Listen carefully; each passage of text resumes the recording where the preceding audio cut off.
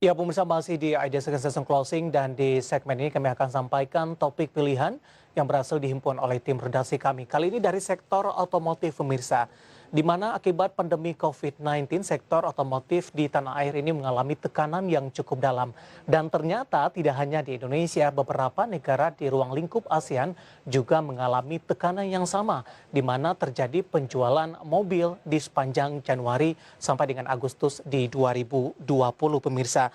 Dari beberapa data yang berhasil dihimpun oleh tim redaksi kami, pertanyaannya adalah di mana posisi Indonesia di ruang lingkup ASEAN? Apakah penjualan mobil antara Januari sampai dengan Agustus di 2020, Indonesia merupakan termasuk negara penjualan mobil yang mengalami penurunan yang signifikan? Mari kita simak tayangan berikut ini.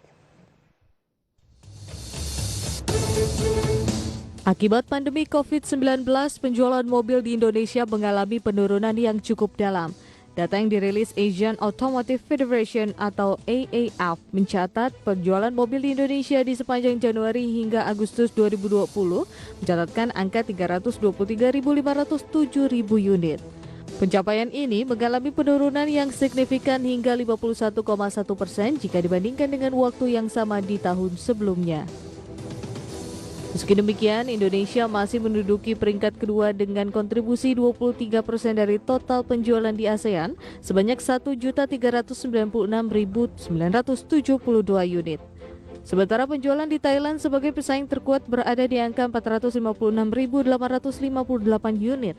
Padahal penjualan mobil di dalam negeri pada Januari hingga Agustus 2019 lalu berhasil mencapai 661.919 unit, hanya tertinggal tipis dengan Thailand yang mampu mencatatkan 685.652 unit.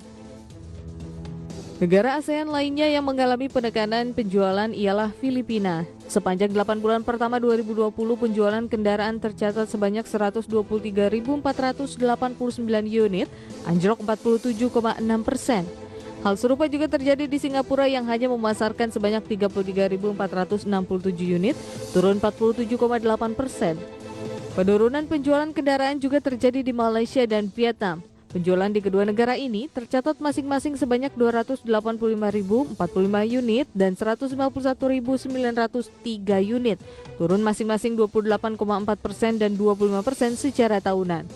Brunei Darussalam menjadi satu-satunya negara ASEAN yang mencatatkan peningkatan penjualan signifikan selama periode ini, tetapi secara volume unit masih jauh tertinggal dari yang lain.